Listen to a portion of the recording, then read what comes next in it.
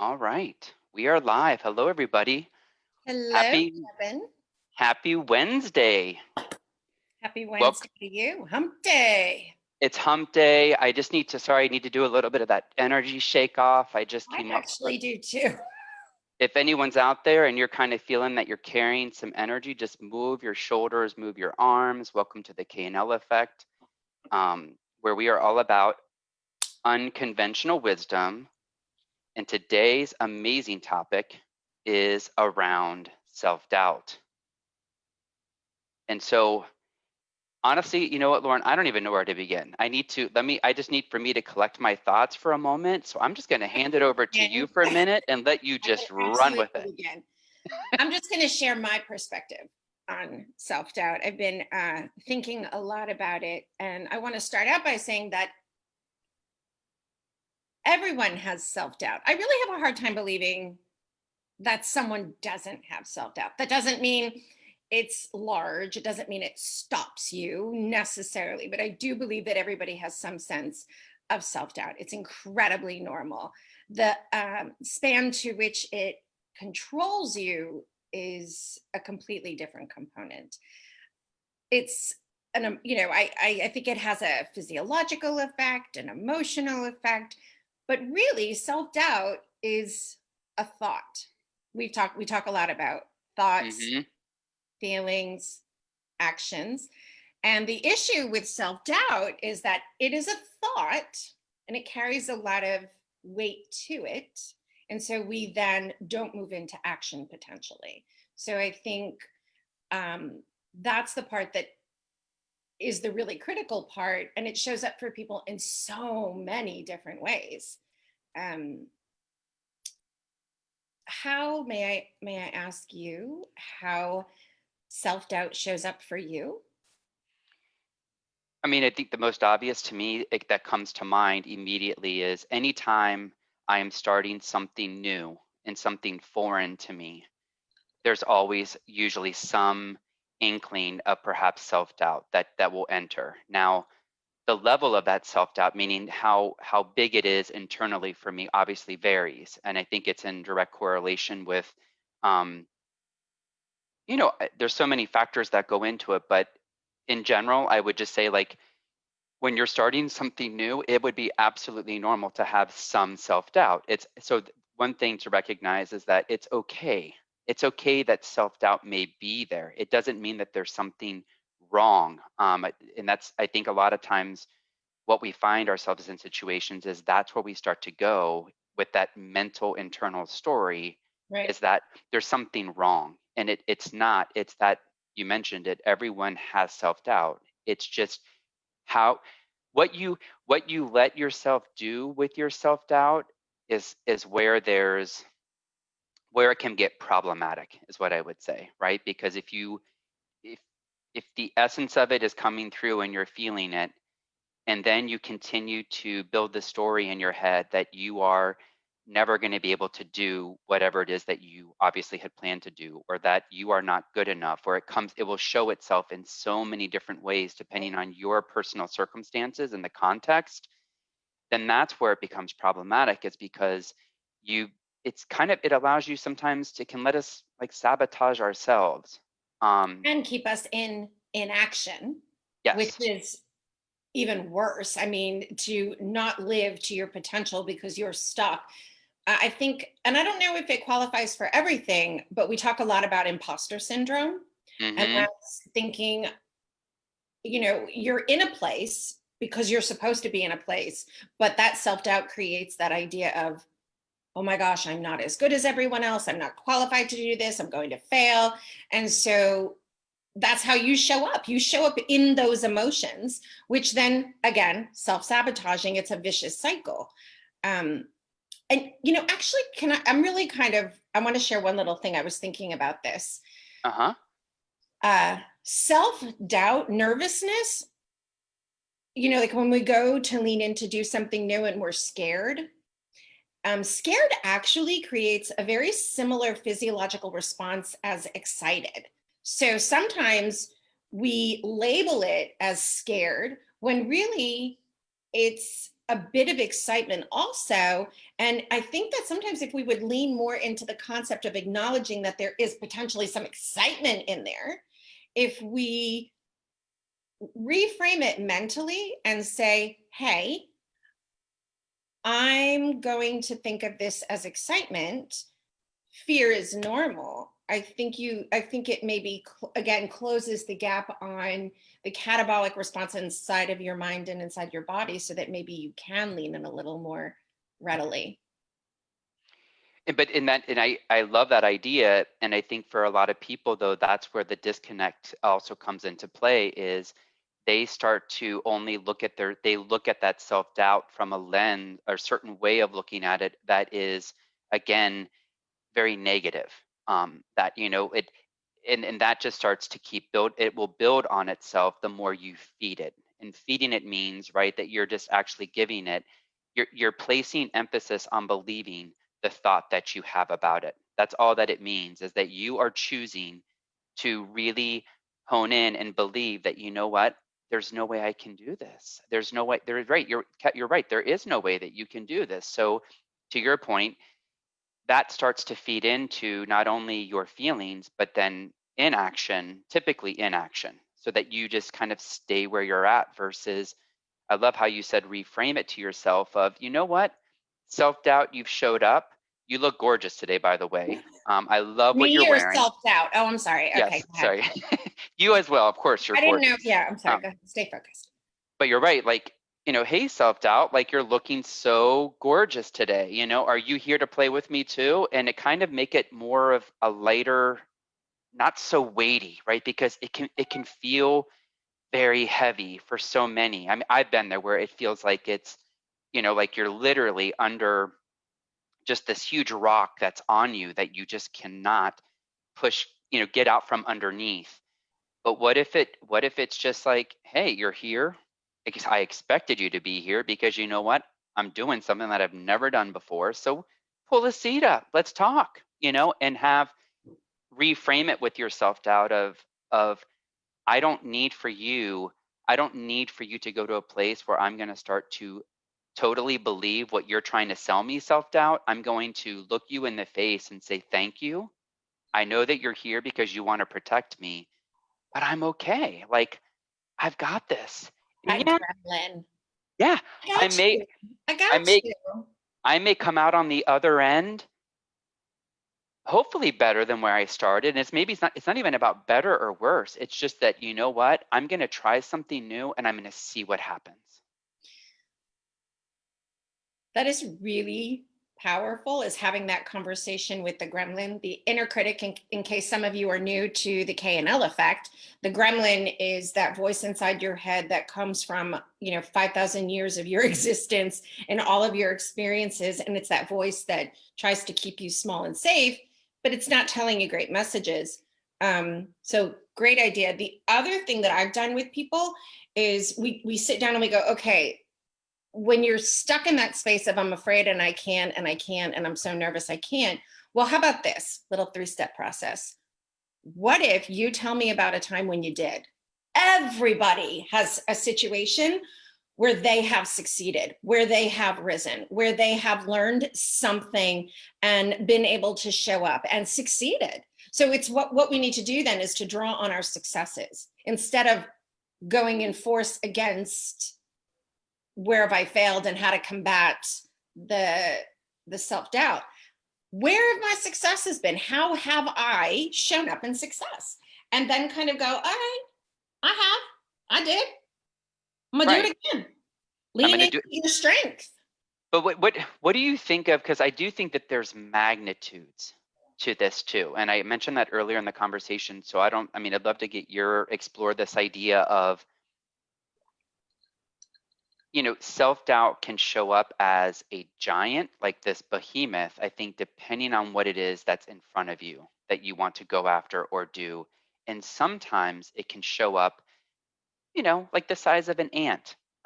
It's, much smaller in its power in terms of your thinking and your thoughts around what it is you're trying to do. And so I'm curious, how do you view that? Because I do think that there's a relative nature to self-doubt in terms of how big how big internally you perceive something to be, which then your self-doubt shows up even bigger versus, and maybe it's just about, now I'm sorry, I'm just talking out loud, Lauren. Maybe it's more about it's always just taking a small baby step. Like even when something feels so insurmountable, or like the thing in front of you, that Right. self-doubt is larger than life to you. How do you tackle that versus maybe something where it's just kind of like, I kind of feel a little bit of, maybe anxiousness, but it's a good anxiousness. It's just me prepping for whatever is in front of me. So I'm curious, like, what are your views on that? Do you think that there is sort of a relative, like, Okay. Yes. So I definitely, we have the goddess Queen Bee who always said the antidote to fear is action, and taking baby steps. And so I have a little bit, the way that I move through it is definitely in baby steps. But I'm going to out myself here and tell you that every single time, and it's just so crazy, every single time I go live, I have a little piece of self doubt every single time. No matter mm, that I know that you have my back, and that this is literally, if I tune out everything else, it is just a conversation between you and I that we have 5 times a day. But there's always that piece of self doubt, because I think that that's a normal part of the human existence. So what I do,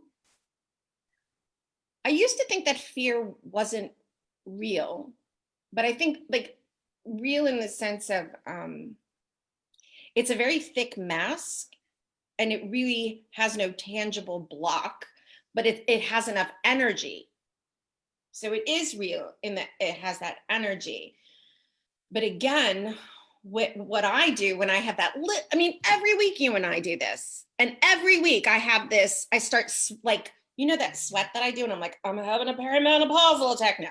You should know, it's fear, it's self-doubt. I really just kind of lean into, I have faith. I have faith. And it is that I have done this before. This, it's okay. I don't try to ignore my feelings, because I don't believe in emotional stuffing.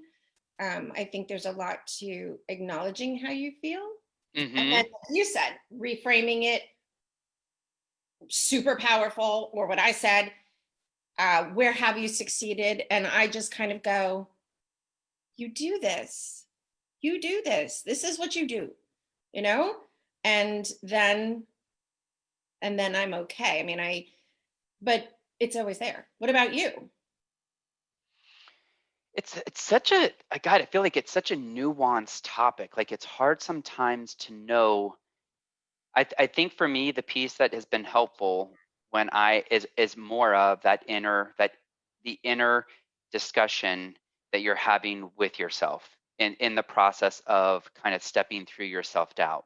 And so I think it's again like maybe a series of questions that you can begin to reflect on internally within yourself too, that just allows your self-doubt to just diminish enough so that you're able to step through it. Make sense? Because Yeah. there Those is a baby level, steps. Those there little is, itty bitty baby steps that aren't going to hurt you. Like I'm just going to stick my toe in the water. and some of those questions would be like, like that I would, go internally and ask myself might be, what, so what would it look like, right? What is it going to look like if you don't step into this? Because this is what you really want. So it's kind of, it's going through a series of internal questions that help me understand what is it that I'm giving up perhaps by not doing something that you feel so passionate about too. You may be like, God, this is so full of my heart and soul. And it's funny that even though you're so full of your heart and soul and what you want to do, you can still be you can still have self-doubt. And so it's interesting, right? That you're like, I know I want to do this. I've never done it before. And I know that self-doubt is going to come. And so how do you start to have that internal dialogue about, you know, what would it look like for another thing might be like, what would it look like if I didn't allow my self-doubt to enter into this equation and visualize for That's a yourself great idea. what that experience would be for yourself if you said, what if self-doubt wasn't here? What would that allow me to do? And if you just ask yourself that question, you start to think, oh my God, I would feel calm. I would feel so confident. I might feel pleasure, might feel a little bit of joy in there. And so those visualization pieces, I think, are really powerful because, you really do believe what you think.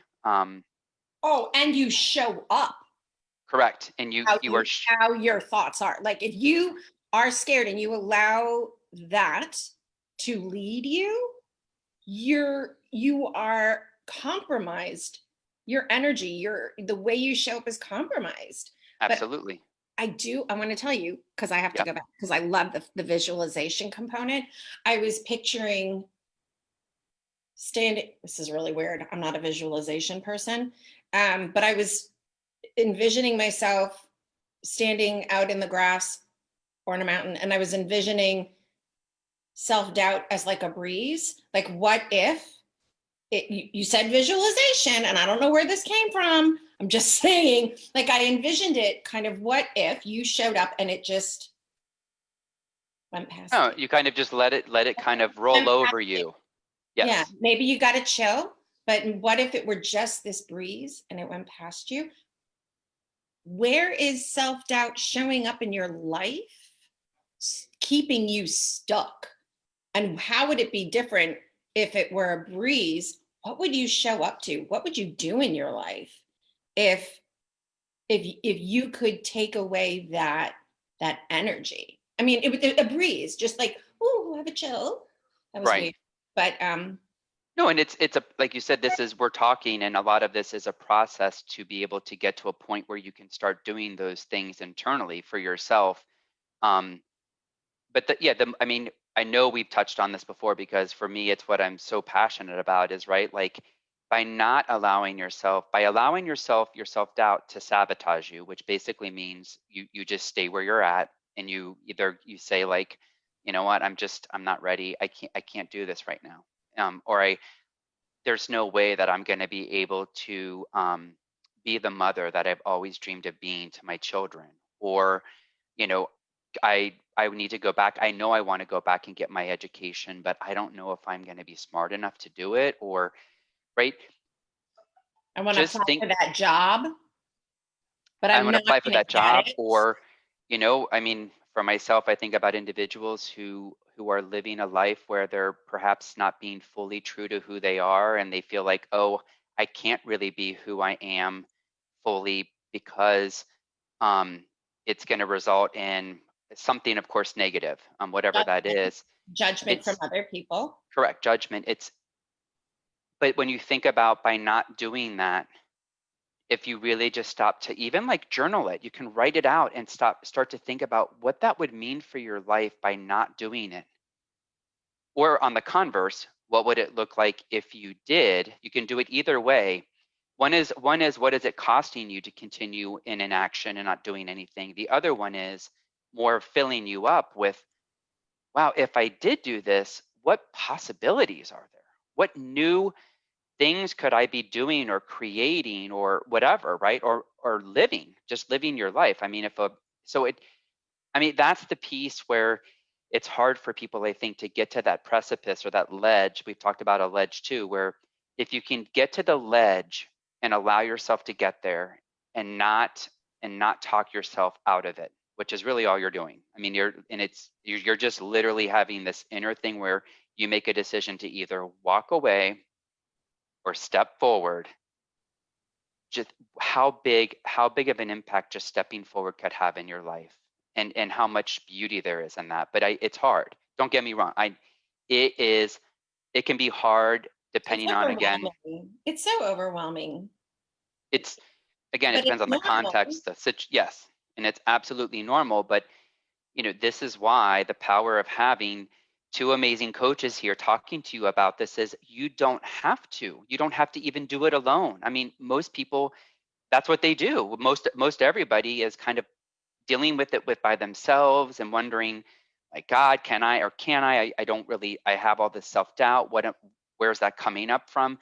a coach can actually provide the tools and the technique and the process to get you to undo, like you said, kind of roll back the power of that self-doubt internally to the point where you can just sit down with it and be like, you look gorgeous today. I'm just loving your outfit. I don't know why I just picture self-doubt pulling up to the, right here to the table with me and kind of learning to love it and say, you know what? I got to do this. Like, I just got to do it because I know that if I do it, this whole colorful world that I don't see right now. I'm seeing right now certain colors, but I want to see more vibrant colors. You know what I'm sorry. Yeah, Do you know no. what I've noticed? A thread among people who I've spoken with where they didn't even realize where self-doubt was showing up because we default to not leaning in. So we just, instead of leaning forward into it, just accept it. So you're kind of, all right, I'm just going to stay here. But until somebody actually asks you, what is it you really want? Then you're forced to answer. What is it you want, but you're not doing? What is it you're not doing? What is it you're passionate about that you're not experiencing? And I think that until you start to ask yourself those powerful questions, you can then see where you're kind of, oh, I think, because I think we become very complacent where we are and we stop challenging ourselves to do the things that are really there, and we quiet the voice that wants something different or something more, because we just don't want to go there, because why go there? Self-doubt's going to win. So I think it's important to ask yourself those questions. What do I want to do? What are you tolerating that you need to address, but you're not comfortable addressing? Absolutely. And so that is right there. That's the question. And I think it's, again, for each individual, it's really about you stepping into at least understanding that for yourself first, right? I mean, if you don't even understand kind of how self-doubt may be affecting your life, either positively or negatively. I mean, and again, when I say negatively, meaning it's holding you back from going after what it is that you want or who it is that you want to be, or you living aligned with your values that are so important to you that you have kind of stepped away from for the past year or so, that has resulted in you not feeling like you're misaligned. Those are the things that once you at least have that awareness, you're able to at least take one baby step forward to, hey, I understand. I've got these thoughts. I know that this is what I want to be doing with my life. And then how now do I start to undo that self-doubt so that you can take those steps forward? It's I mean, it's really interesting, I think, how many people sometimes when you just have general conversations, how many times statements will come up like, I could never, or I can't, or I won't, right? It's just common. We take it as we Or really, don't even entertain yeah, it. we take it as just like language at face value. That's like, oh yeah, you can't. Um, but it's seriously, I mean, the power is that you can if you want to. And I think I mean, now that I'm having this epiphany right now, even myself, like, no, when you're in conversations, again, how many times people have already constructed around them a fortress of can'ts, shouldn'ts, don'ts. Would never. And so they silence the inner voice. And so the inner voice doesn't even speak anymore because it's been silenced so many times. And they've, like you said, created this fortress. They've created this block. They've permanently silenced the But it's voice like, to not speak. Just stay right or there. again, or no, I mean, even worse, they've bought into it. They've actually said, Right. you know what, self-doubt, you're right. You're right. You're absolutely right. You always are right. I believe you. I know I believe you. So you know what? I'm not, you're right. I can't. So let me just stay here. And And so I don't. I don't. Right. I'm not gonna. But I think that portion of it, of just not, I mean, it's interesting. Like, I think I'm going to become even more conscious now when people are speaking like that. And it's hard sometimes to hear it without saying, hey, where did you learn that? Where did you learn that you can't or that you shouldn't? Is this, or, maybe is this something that you really want for yourself? First off, like, if the motivation isn't there and the intention, it probably won't transpire anyway. But if you really have an intent that you're like, God, I wish I could do this. I so badly want to do this, and have just succumbed to the old self-doubt, naysayer, like, we're not doing that, and you already believe it to be true for Then you're yourself, done.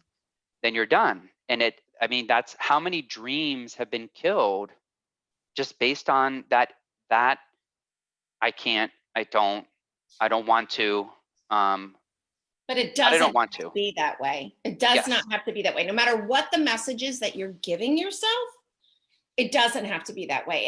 And if all this did was raise your awareness to say, crap, I think maybe my voice has been silenced. You have two people willing to have a conversation with you, and we can see where it's showing. And you may not even know, but to see where it's showing up for you, and how it's affecting your life, and how you've subconsciously shifted to default.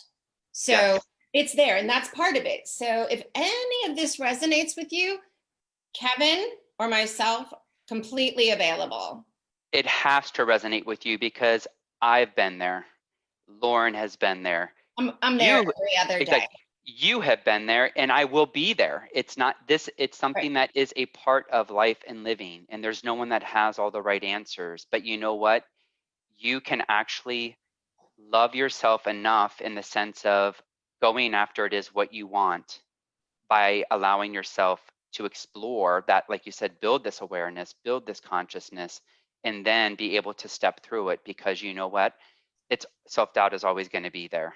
But I think every time you do it, it does diminish and diminish just a little bit, just a little bit. I mean, again, it depends on the Yes. context and the situation. But if you are out there and you want to go after something so badly that I mean, I want to, I don't know, become a school teacher. I want to change how I am as a mother. I don't feel like I've probably been the best. I recognize that I could be a better mother, and whatever that means to you. I'm I mean, ready to start a relationship. I'm correct. ready to change. I'm ready to change jobs. I'm ready to move to another city. I'm ready to become a minimalist. I'm ready to rebuild my relationship with my mother or my father or my sister or a sibling.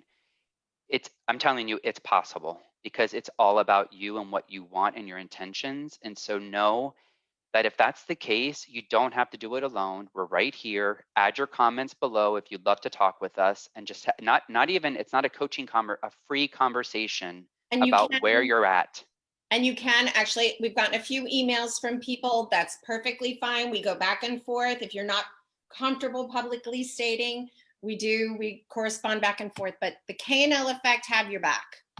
And we will be here next week, same time, same place, with a new topic. And if you have a topic that you would love to throw it, or throw at us, again, reach out to Bring us. it. You can either directly or add your comments. But thank you so much for being here and for sharing this time with us. And It's great. Lauren, you look beautiful today. Thank you, Kevin. You look handsome as well. Thank you. So we'll see you guys next week on the K&L Effect. Bye.